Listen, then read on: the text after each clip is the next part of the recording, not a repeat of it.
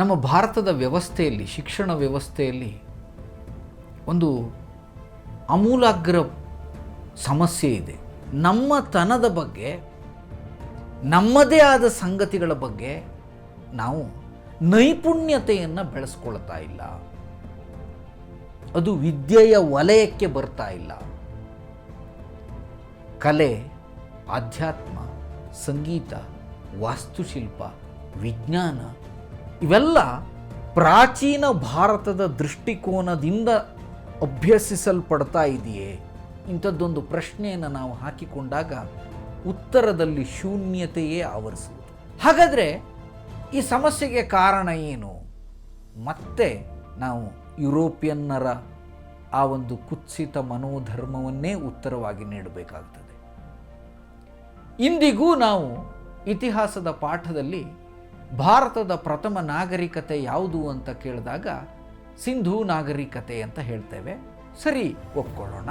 ಕಾಲಮಾನ ಯಾವುದು ಅಂತ ಬಂದಾಗ 1500 ಕ್ರಿಸ್ತಪೂರ್ವ 1500 ಮತ್ತು 2000 ಮಧ್ಯದಲ್ಲಿ ಇಂಥದ್ದೊಂದು ನಾಗರಿಕತೆ ಭಾರತದಲ್ಲಿ ಇತ್ತು.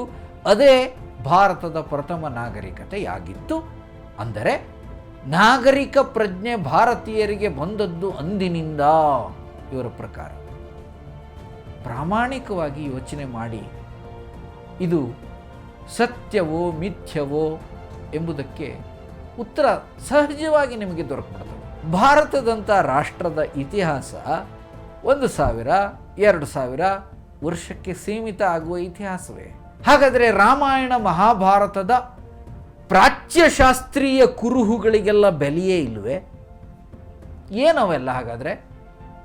ಅರ್ಥವಿಲ್ಲದ ಆಧಾರಗಳೇ. ರಾಮಾಯಣವನ್ನು ವಾಲ್ಮೀಕಿ ಮಹಾಕಾವ್ಯವಾಗಿ ರಚಿಸಿದ, ಅದೊಂದು ಕಥೆ.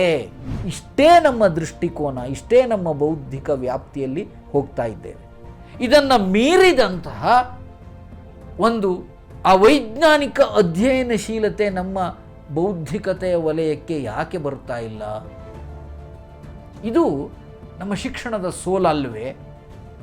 ಖಂಡಿತವಾಗಿಯೂ ಸೋಲೇ ಇದು. ನಮ್ಮ ನಾಗರಿಕತೆಯನ್ನು ದೂಷಿಸಿದ ರಾಷ್ಟ್ರದ ಜನರೇ ಈ ರಾಷ್ಟ್ರದ ಸಂಸ್ಕೃತಿಯನ್ನು, ಇತಿಹಾಸದ ಶ್ರೇಷ್ಠತೆಯನ್ನು ಒಪ್ಪಿಕೊಂಡು ಬರ್ತಾ ಇರುವಾಗ, ಈ ನೆಲದಲ್ಲಿ ಉಸಿರಾಡ್ತಾ, ಈ ನೆಲದ ಆಹಾರವನ್ನೇ ಸೇವಿಸ್ತಾ, ಈ ನೆಲದಲ್ಲೇ ತಮ್ಮ ಬದುಕನ್ನು ಕಟ್ಟಿಕೊಳ್ತಾ ಇರುವಂತಹ ಎಷ್ಟೋ ಜನರ ಮನಸ್ಥಿತಿಗೆ ಏನಾಗಿದೆ? ಪ್ರಾಚ್ಯಶಾಸ್ತ್ರೀಯ ಆಧಾರಗಳು ಇವೆಲ್ಲವೂ ಒಂದು ಜೀವನ ಕ್ರಮವಾಗಿತ್ತು. ಪಾಟಲಿಪುತ್ರ ನಾಗರಿಕತೆ ಮಹಾಭಾರತ, ಅಯೋಧ್ಯ ನಾಗರಿಕತೆ ರಾಮಾಯಣ, ಇದೊಂದು ಜೀವನ ಕ್ರಮ ಆಗಿತ್ತು ಹೇಳುವಂಥದ್ದನ್ನು ಸಾರಿ ಸಾರಿ ಪ್ರಾಚ್ಯಶಾಸ್ತ್ರೀಯ ದಾಖಲೆಗಳು ಹೇಳ್ತಾ ಇರುವಾಗಲೂ ಅದನ್ನು ಸ್ವೀಕರಿಸುವ ಆ ಪ್ರಾಮಾಣಿಕ ಸಹೃದಯ ಭಾವ ನಮ್ಮಲ್ಲಿ ಯಾಕೆ ಉದ್ದೀಪನ ಆಗ್ತಾ ಇಲ್ಲ? ಕಾರಣ ಇಷ್ಟೇ, ಸ್ವಾರ್ಥ ಸಾಧನೆ.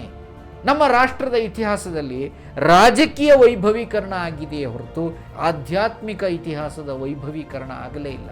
ಅದಾಗಬೇಕಿತ್ತು. ಆಗ ಈ ಎಲ್ಲ ಅಪಸವ್ಯಗಳ ತಡೆಯುವಿಕೆಗೆ ಅದು ಕಾರಣ ಆಗ್ತಾ ಇತ್ತು. ಅದಾಗದಿರುವುದು ದುರಂತದ ಸಂಗತಿ. ನೋಡಿ, ಈ ಆರ್ಯ ದ್ರಾವಿಡ ಸಿದ್ಧಾಂತದ ಫಲಶ್ರುತಿಯಾಗಿ ಸಿಂಧೂ ನಾಗರಿಕತೆಯ ಕಟ್ಟುಕತೆಯನ್ನು ಏನವರು ಹೇಳ್ತಾರಲ್ಲ, ಅಲ್ಲಿ ದೊರಕಿದ ಕುರುಹುಗಳನ್ನು ಒಮ್ಮೆ ಅವಲೋಕನ ಮಾಡೋಣ. ಏನೇನು ದೊರಕಿದೆ ಉತ್ಖನನದಲ್ಲಿ? ಮುದ್ರೆಗಳು ದೊರಕಿದೆ, ಲಿಂಗಗಳು ದೊರಕಿವೆ, ದೇವಾಲಯಗಳು ಎನ್ನಬಹುದಾದ ಒಂದು ವ್ಯವಸ್ಥೆಯ ಕುರುಹುಗಳು ದೊರಕಿದೆ, ಅದ್ವಿತೀಯವಾದ ವಾಸ್ತುಶಿಲ್ಪೀಯ ತಂತ್ರಜ್ಞಾನಗಳು ಭಾರತೀಯತೆಯ ನೆಲಗಟ್ಟಿನಲ್ಲಿಯೇ ದೊರಕಿದೆ. ಅಲ್ಲಿ ಯಾವುದೂ ಕೂಡ ವಿದೇಶಿ ವಾಸ್ತುಶಿಲ್ಪದ ಕಂಪು ಕೂಡ ಇಲ್ಲ ಆ ತಂತ್ರಜ್ಞಾನದಲ್ಲಿ. ಪ್ರತಿಯೊಂದು ಸಾಂಸ್ಕೃತಿಕ ಕುರುಹುಗಳು ದೊರಕಿಲ್ಲ ಅಂತ ಈಗ ವಾದ ನಡೀತಾ ಇದೆ. ದೊರಕಿದೆ. ಇವೆಲ್ಲ ಏನು ಹಾಗಾದರೆ? ಇವೆಲ್ಲ ಹಿಂದೂ ಧರ್ಮದ ಅಸ್ಮಿತೆಗಳಲ್ಲವೇ?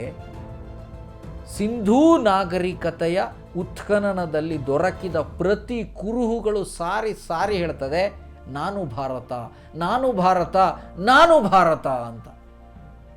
ಹೀಗಿರುವಾಗಲೂ ನಮ್ಮ ಪೂರ್ವಾಗ್ರಹ ಪೀಡಿತ ಮನೋಸ್ಥಿತಿಗೆ ಇದನ್ನು ಸ್ವೀಕರಿಸಲಿಕ್ಕೆ ಸಾಧ್ಯ ಆಗದಿರುವುದು ಅತ್ಯಂತ ಶೋಚನೀಯವಾದಂತಹ ಸಂಗತಿ. ಆರ್ಯ ದ್ರಾವಿಡ ಸಿದ್ಧಾಂತದ ಅಪಸವ್ಯಗಳು ಆರ್ಯದ್ರಾವಿಡ ಸಿದ್ಧಾಂತದ ಸುಳ್ಳಿನ ಕಟ್ಟುಕತೆಯನ್ನು ವಿರೋಧಿಸುವ ಒಂದು ಪ್ರಕ್ರಿಯೆ ಪ್ರಾರಂಭವಾಗಿ ಎಷ್ಟೋ ದಶಕಗಳೇ ಕಳೆದಿವೆ. ಇದು ಹೊಸತಲ್ಲ. ಆದಾಗ್ಯೂ ಕೂಡ ಅದನ್ನು ಸ್ವೀಕರಿಸಲಿಕ್ಕೆ ಎಷ್ಟೋ ಮನಸ್ಸುಗಳು ಒಪ್ತಾ ಇಲ್ಲ ಅಂತ ಕಾರಣ ಮತ್ತೆ ಸ್ವಾರ್ಥ ಸಾಧನೆ, ತಮ್ಮ ಎಡಬಿಡಂಗಿ ಸಿದ್ಧಾಂತದ ಪೂರ್ವಾಗ್ರಹ ಪೀಡಿತ ಮನೋಸ್ಥಿತಿ ಇದೆಯಲ್ಲ, ಅದು ಇದಕ್ಕೆಲ್ಲ ಅವಕಾಶ ಮಾಡಿಕೊಡ್ತಾ ಇದೆ. ಹೀಗಾಗಿ ಸಾಮಾನ್ಯ ಭಾರತೀಯರಿಗೆಲ್ಲ ಹೇಳುವ ಮಾತಿಷ್ಟೇ, ನಾವು ಸಿದ್ಧಾಂತದ ಹೆಸರಿನಲ್ಲಿ, ಜಾತಿ ಧರ್ಮಗಳ ಹೆಸರಿನಲ್ಲಿ ಸಂಘರ್ಷವನ್ನು ಮಾಡುವುದನ್ನು ಬಿಟ್ಟು ನಮ್ಮೆಲ್ಲರ ಧರ್ಮ ಒಂದೇ, ಅದು ಭಾರತ, ಅದು ಭಾರತೀಯತೆ ಎಂಬ ಮಾತನ್ನು ನಾವು ಮನಸಾ ಸ್ವೀಕರಿಸಿದರೆ ಈ ಎಲ್ಲ ಸಿದ್ಧಾಂತಗಳು, ಅಂದರೆ ಈ ಆರ್ಯ ದ್ರಾವಿಡ ಸಿದ್ಧಾಂತದ ಪ್ರತಿ ಲಕ್ಷಣಗಳು ಸುಳ್ಳು ಹೇಳುವಂಥದ್ದು ಸಹಜವಾಗಿ ಎಳೆಯಾಗಿ ನಮಗೆ ಅರ್ಥ ಆಗ್ತದೆ.